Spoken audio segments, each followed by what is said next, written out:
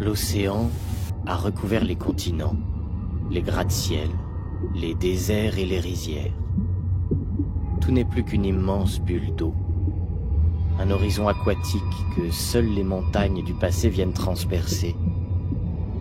Comme des flèches brandies vers le ciel, retenues pour toujours par un monde immergé.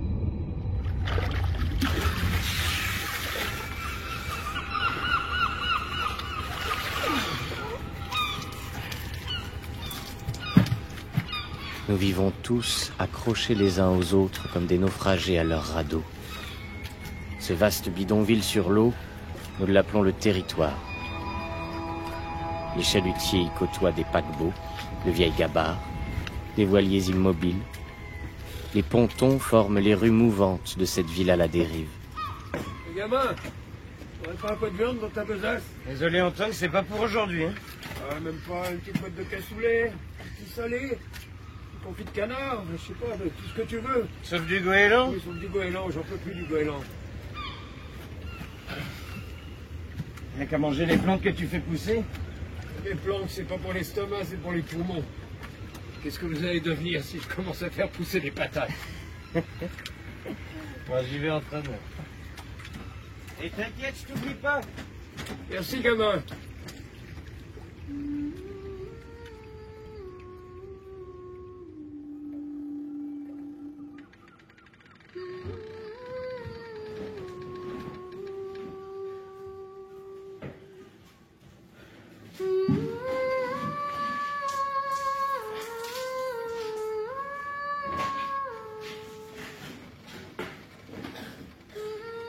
Pardon maman, je vais pas te réveiller. Faut que je me lève de toute façon.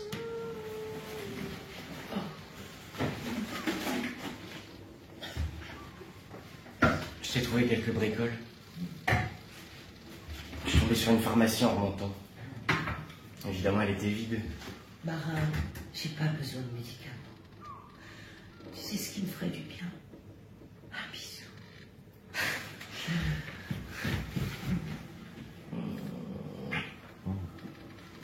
Rachel est avec Joshua. Oui. Ils doivent assister à la mascarade présidentielle. Merde, j'ai complètement oublié. Et j'avais promis à Rachel, on va peut-être enfin avoir une bonne nouvelle. On peut toujours rêver. C'est pas toi qui dis qu'il suffit d'imaginer quelque chose de très fort pour que ça se réalise? J'y vais. Je te raconterai. Tout à l'heure, mon fils.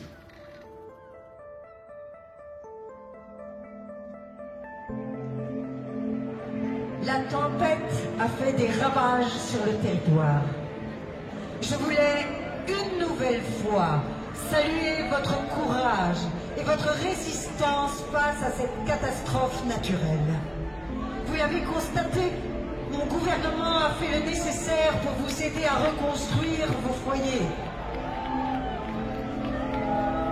Toutes les infrastructures ont souffert de la tempête, et notamment deux des pompes à oxygène qui alimentent la cité. Et vous le savez, ces pompes sont nécessaires à notre survie.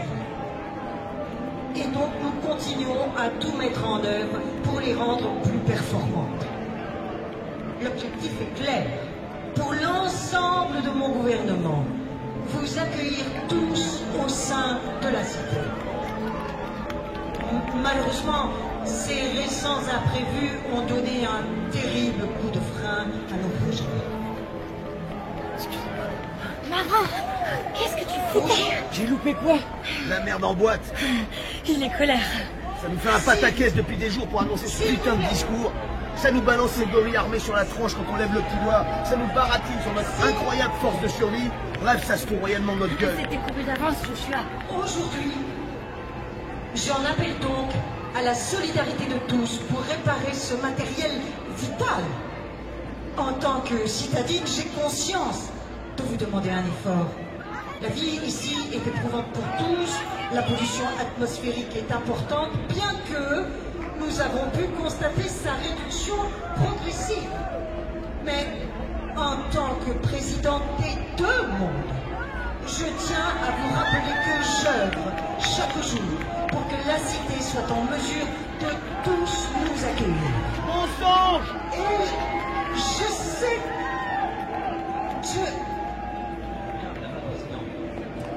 C'est bon.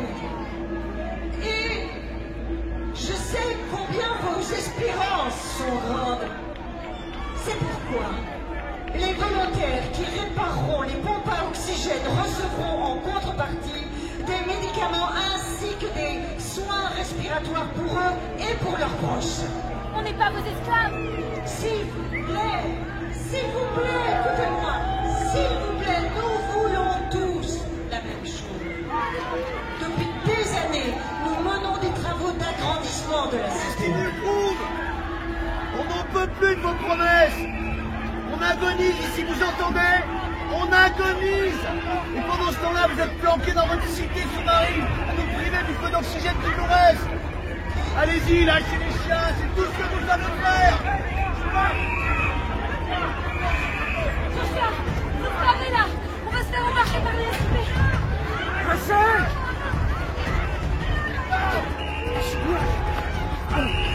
Vous me faites mal, laissez-moi.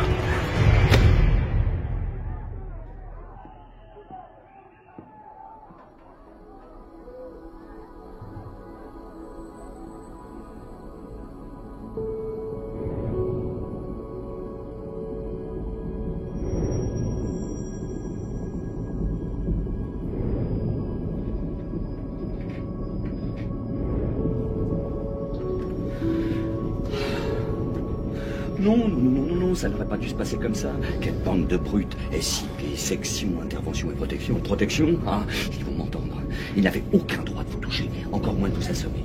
Les autres, oui, tant qu'ils veulent, mais pas vous. Non, vraiment, c'est d'une vulgarité. Marin, vous m'entendez? Vous êtes qui? Oh, quel soulagement. Je me demandais déjà ce que j'allais bien pouvoir raconter en bas. Où est-ce qu'on est? Dans l'ascenseur qui conduit à la cité. Je veux rentrer chez moi. Un petit peu de patience, Marin, on ne vous veut aucun mal. Vous connaissez mon nom? Ah oui? Vous avez dû me le dire. Vous étiez tout comateux. Pas bien, c'est probable que vous n'en ayez aucun souvenir. Nadir, moi c'est Nadir. Et mon rôle est de veiller à ce qu'il ne vous arrive rien. Enfin, à partir de maintenant. Qu'est-ce que vous me voulez? Madame la Présidente souhaite vous rencontrer. Pourquoi? Qu'est-ce que j'ai fait? Ne cherchez pas à me sonder, je n'en sais pas plus. Regardez plutôt le paysage. Impressionnant, non?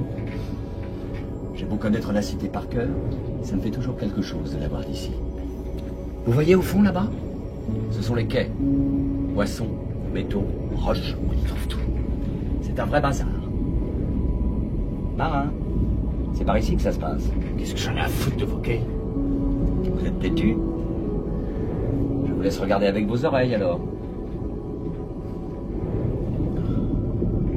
Le quartier des affaires. Très dense, très coloré, très stressant.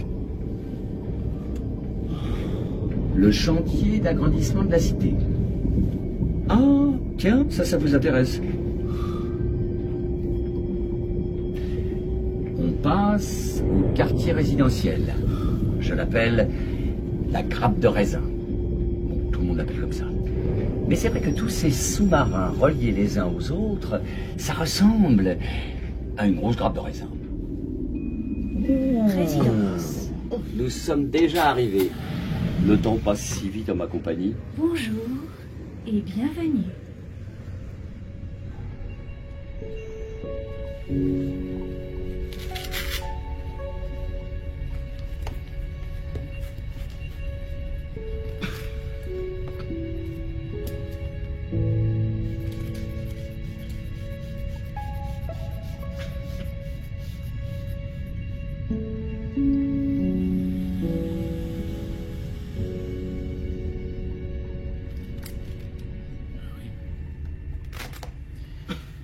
Les antécédents familiaux? J'en sais rien. Vous n'en savez rien. Il a été adopté. Vous êtes au courant de tout?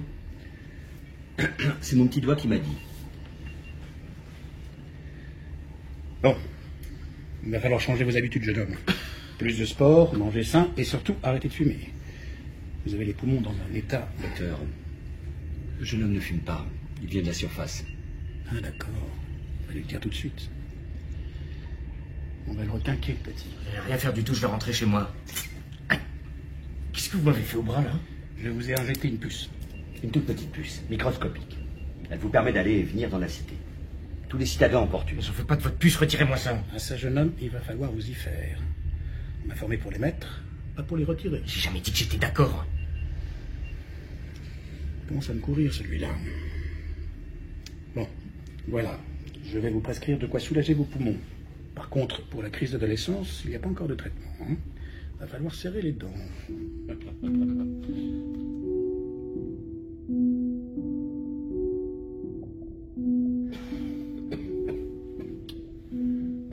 Vous en faites une tête. Elle n'est pas si mal, cette cité, finalement. Oh, petit. J'ai toujours aimé les poissons clowns. Nadir, si vous voulez bien nous laisser. Madame la Présidente.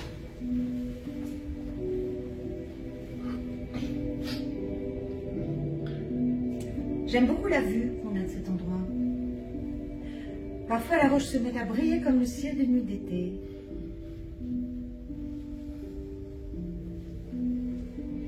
Nous avions une maison dans les Alpes, juste au-dessus du niveau de la mer. Et depuis la terrasse, on pouvait compter les étoiles. On passait la nuit dans l'herbe, à se perdre dans la voie lactée, à croire que le temps s'était arrêté. Tu te souviens? Je comprends rien à ce que vous racontez. Je n'ose pas te regarder. J'ai peur que tout ça soit un rêve. Marin?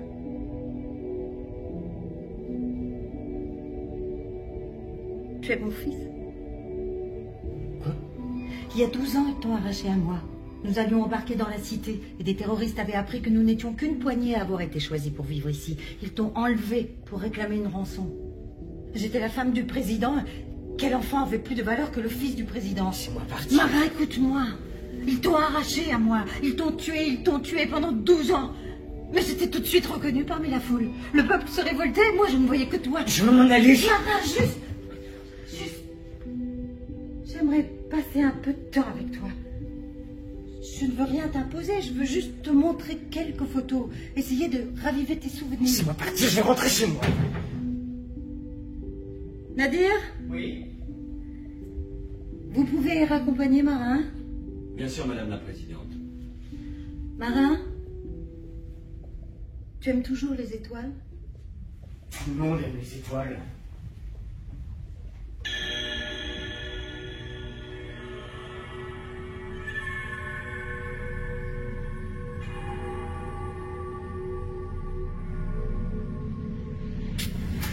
La puce que l'on vous a posée vous permettra de revenir quand vous aurez changé d'avis. Je changerai jamais d'avis. Ah, ne jamais dire jamais.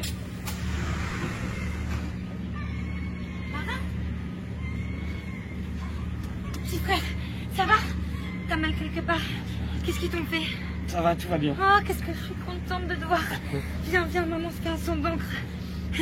Ils t'ont torturé? Ils ont essayé de te faire devenir un agent du SIP? Non, ils m'ont juste laissé croupir dans une cellule. Je suis content d'être sorti.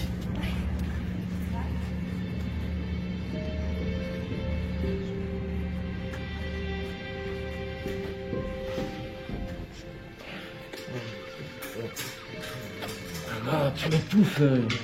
Alors après ce qui s'est passé, j'ai bien le droit de te faire des câlins, non? Chaud. Ah.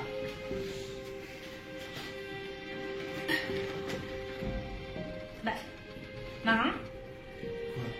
Bah, tu réclames pas le menu? Chef Rachel, qu'est-ce que vous nous avez préparé de bon? Secret du chef. Bon, si vous insistez, cher client, au menu ce soir, fricassé de cuisses de lapin fraîchement pêchées. Elles ont l'air spéciales, ces cuisses de lapin. Madame Adeuil, effectivement, ces cuisses de lapin ont été délicatement enrubannées dans de fines tranches de jambon de pays. Ah ouais? Et de quel pays? Du pays de ta mère. Bah, dis donc. Bah, tu manges pas? Non, j'ai pas faim. Bah, reste à table, au moins. Je me sens pas bien, je vais prendre l'air.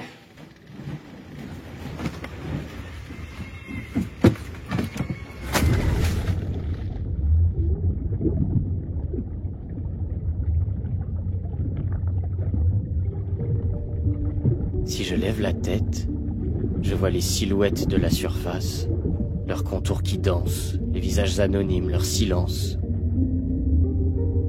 Si je baisse les yeux, j'aperçois les hublots, une galaxie de petits points lumineux, tout au fond, très loin.